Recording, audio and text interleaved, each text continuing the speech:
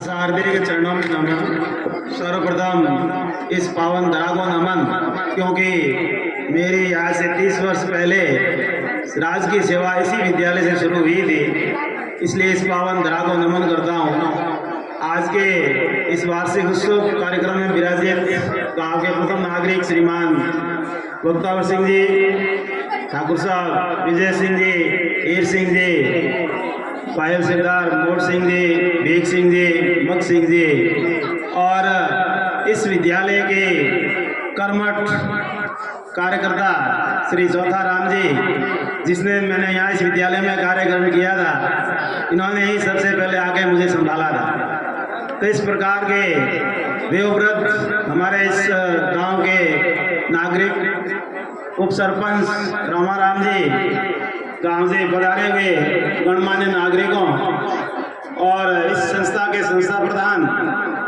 रणवीर कौर, हमारे पीओ धारणा के पीओ साहब श्री रामनिवास जी, मोटा राम जी, मेरे शिष्य श्री ओम प्रकाश मांझू और गांव से पधारे हुए समस्त गणमान्य नागरिकों, भामाशाओं और प्रिय विद्यार्थियों, सर्वप्रथम मैं शिक्षा विभाग की तरफ से यहाँ पधारे हुए समस्त ग्रामीणों का हार्दिक स्वागत और अभिनंदन करना चाहूँगा कि मैं 30 वर्ष पहले इस विद्यालय में आया था, उस दिन और आज दिन तक आप इस विद्यालय के सर्वमुखी विकास के लिए तत्पर हैं। इसके लिए मैं आप सबको धन्यवाद देना चाहूँगा, क्योंकि हम पूरे ब्लॉक में, हर गांव में, हर मीटिंग में जाते हैं, परंतु जहाँ जिस प्रकार का प्रेम 36 वर्ण का इस विद्यालय में मिलता है, ऐसा कहीं नहीं मिलता कि सभी तरह से अपने बच्चों के सर्वमुखी विकास के लिए आप जब भी यहाँ बुलाते हैं, आप पधारते हैं। ये बहुत महत्वपूर्ण काम है और इससे ही हमारे स्टाफ साथियों का हौसला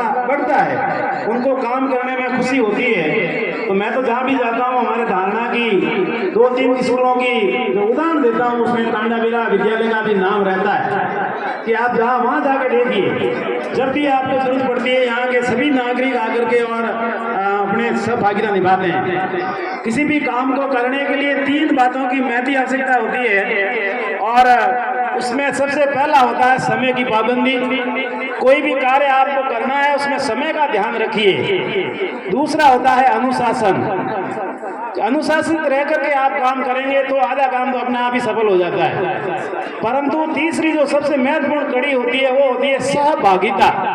आप आगे समय पर बैठ गए, कुछ करे ही नहीं, बोले ही नहीं, तब कोई महत्वपूर्ण निर्णय नहीं होगा। इसलिए सभी की सहभागिता जरूरी होती है और सहभागिता की तहत ही यहाँ जब भगाराम जी ने या सतराराम जी भाई ने जो बात कही, ये ग्रामीणों की सहभागिता झलकती है। स्टाफ तो है ही, हमारा काम है, हम तो करेंगे, परंतु ग्रामीण जब सहभागिता निभाते हैं, साथ कंधे से कंधा मिला करके अपनी समस्याएं, अपनी विकास के लिए हमें क्या करना चाहिए, उसकी बात जब करेंगे तब जो कोई न कोई बात निकल करके आएगी। तो यहाँ पर ग्राम पंचायत, शिक्षा विभाग और ग्रामीण अभिभावक और विद्यालय परिवार, ये 5 कड़ियां मिलकर के और इस कार्यक्रम को हम संपन्न कर रहे हैं और इसमें मैं आशा करता हूं आगे हमारे इस विद्यालय के चौमुखी विकास में 4 चांद लगेंगे, ऐसी मैं आशा करता हूं।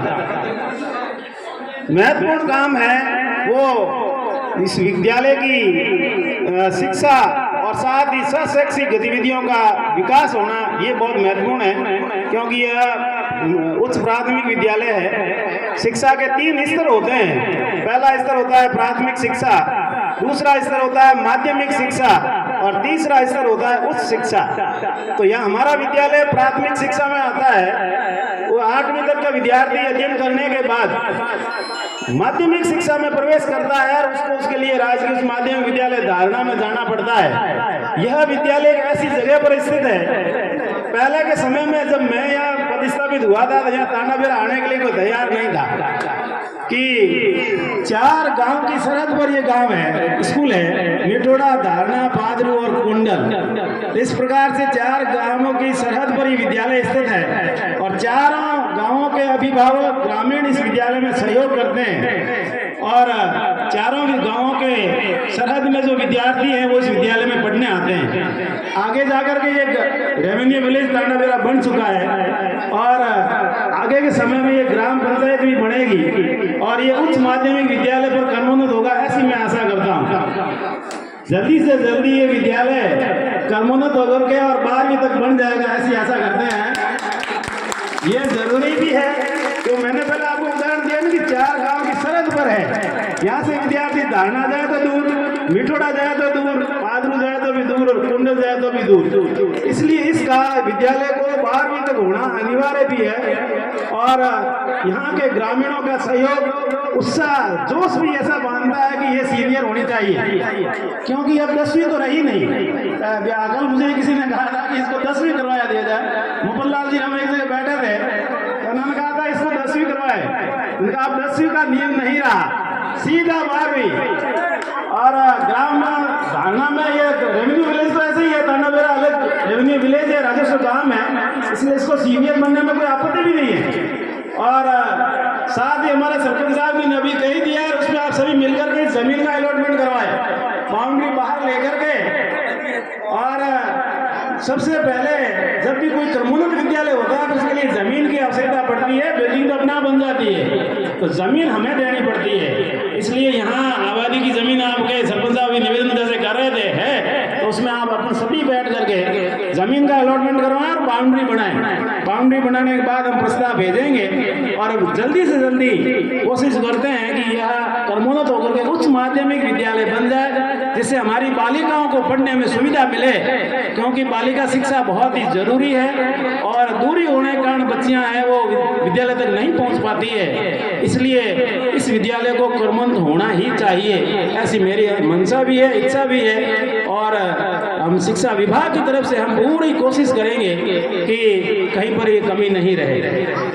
हमारे जीवराज जी वर्मा यहीं के मूल निवासी हैं और जिला शिक्षा अधिकारी पद से सेवानिवृत्त हैं। उनकी भी हार्दिक इच्छा रहती है, जब भी मिलता हूं तो वो इस तानाबेरा विद्यालय के यहाँ के ग्रामीणों के बारे में जरूर पूछते हैं। इसी प्रकार से चंदन सिंह राव साहब जो मेरे गुरुजन भी रहे हैं, उनको भी आज मैं याद करना चाहूँगा कि प्राथमिक स्कूल थी, ये प्राथमिक स्कूल जब वो संभालते थे, आज भी हम जाते हैं पादरू तो वो हमारे इस यहाँ के विद्यालयों के समाचार जरूर पूछते हैं कि कितना नामांकन है, कितने अध्यापक पढ़ा रहे हैं, वहाँ के गाँव वालों की क्या स्थिति है, पुराने व्यक्ति कौन कौन से अभी भी विद्यालय को संभाल रहे हैं। तो यहाँ ये जो भी पुराने समय में इस विद्यालय को जिन बुजुर्गों ने संभाला है, उनको मैं तहे दिल से श्रद्धांजलि अर्पित करूँगा। बंसीलाल जी जो रोजाना सुबह आकर के हमारे को संभाल देते, भूरा राम जी जो दिन में एक बार जरूर आते थे, ये 17 भी बोल रहा था, इसके पिताजी मिश्रा राम जी यहाँ हमारे इस विद्यालय को एक दिन में एक बार जरूर संभालते थे और अध्यापकों का सहयोग करते थे। ये कहने के पीछे मेरा उद्देश्य यही है साथियों कि अध्यापकों को आप गले लगाइए, अध्यापकों को आप प्रेम दीजिए, अध्यापकों के साथ आप सहयोग कीजिए।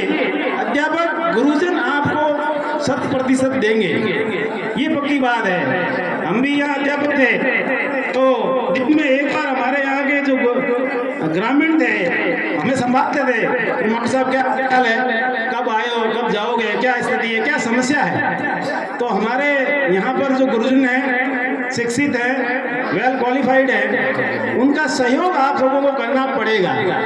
5-7 दिन पहले मैं आया था, यहाँ से हमारे जो संस्था प्रधान थे उनकी ट्रांसफर हो गई, यहाँ जो अपने बहनें लगी हुई है उनसे मैंने निवेदन किया था कि आप मुझे हेडमास्टर मान लीजिए, आपको हेडमास्टर पद की चिंता करने की आवश्यकता नहीं है, आप मुझे प्रधानाध्यापक मान लीजिए, काम कीजिए, आप तो इस विद्यालय को संचालित कीजिए, बच्चों को अच्छा दीजिए। गांव वाले अपने हैं और गांव वाले आपका कंधे से कंधा मिलाकर के सहयोग करेंगे। और उन बहन जी ने मेरा कहना माना और रणवीर कौर बहन ने संस्था प्रधान का चार्ज लिया। इसके लिए मैं संस्था प्रधान रणवीर कौर का पुनः एक बार धन्यवाद ज्ञापित करना चाहूँगा कि उन्होंने हमारे निवेदन को मान करके और अपने कंधों पे ये भार लिया है। तो अपने ग्रामीणों का और हमारे शिक्षा विभाग की ये महती जिम्मेदारी बन जाती है कि हम इन बहन का सहयोग करें, हर समय इनके साथ रहें, इनकी कोई भी समस्या का समाधान हम हाथों हाथ करें। क्योंकि कल भी मुझे आज भी कुछ दूसरे कार्यक्रम में भी जाना था, परंतु जैसे ही रणवीर कौर का फोन आया कि आपको तो वहाँ संस्था प्रधान का रोल निभाना है, तो सबसे पहले मैं यहाँ पहुँचा। तो हमारे स्टाफ साथियों का आप सहयोग करेंगे ऐसी मैं आशा करता हूँ। ग्रामीण अभिभावकों से मेरा निवेदन रहेगा कि इन स्टाफ साथियों का सहयोग करें। ऐसा नहीं है गलती हो तो कहना भी पड़ेगा, टोकना भी पड़ेगा। कौन कहता है गलती, कौन टोकता है? जो अपना होता है। दूसरों को क्या मतलब है? रोड से जा रहे हैं, अच्छा काम हो रहा है तो ठीक, गलत काम हो रहा है ठीक, परंतु जो अपने होते हैं, घर के होते हैं और विद्यालय के विकास में जो सहयोग देना चाहते हैं वही तो कहेंगे। इसलिए हम सभी ग्रामीणों का ये जिम्मेदारी बनती है कि हमारे इस विद्यालय के चौड़ों के विकास में हमारे स्टाफ साथियों का सहयोग है और स्टाफ साथियों की भी जिम्मेदारी बनती है कि नन्हे मुन्ने बच्चों के विकास में अपना 100% दें, पूरा दें। इन बच्चों का आप सहयोग करेंगे, हमारा भविष्य अपने आप उज्जवल होगा। आपके सामने कराऊँ धारणा विद्यालय से 8वीं बनने के बाद आज एसीडीओ के पद पर हूँ, 4 प्रमोशन लिए हैं, तो इन बच्चों की देन ही है। इन बच्चों के आशीर्वाद से ही हम आगे बढ़ सकते हैं। तो इस प्रकार से विद्यालय विद्यार्थियों के दोनों के विकास में हम सभी को बढ़ भाग लेना चाहिए। विद्यालय में दिया गया दान हमेशा सबसे महत्वपूर्ण दान होता है। इसी कड़ी में मैं शिक्षा विभाग की तरफ से सभी भामाशाहों को भी धन्यवाद देना चाहूँगा कि आपने यहाँ इस विद्यालय में कई सारी मांगों की पूर्ति की है। आगे भी इस प्रकार से आप बढ़ चढ़कर